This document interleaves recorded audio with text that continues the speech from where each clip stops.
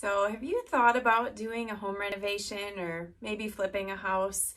It's something we're often asked about, and it's really glamorized in the media, and oftentimes it's made to look easier than it can be. One of the most important pre-planning things you can do in this situation is to write a budget. So you're going to want to check out the costs for materials you might need. You're going to want to reach out to contractors that you might use, talk to them about what materials they provide versus what you need to provide and the costs of all of those things.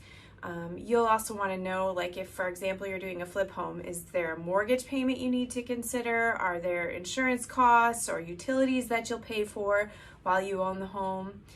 In the current economy, you also need to really think about materials. So are there things that are special order, or they might have a delivery cost or a big lead time?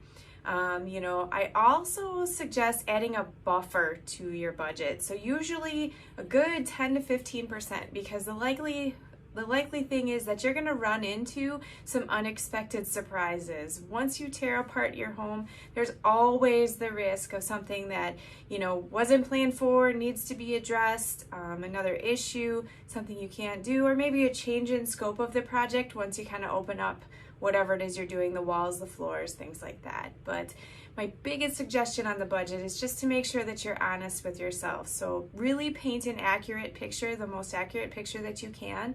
And then once you have that plan, just make sure you're reviewing it continually throughout the project.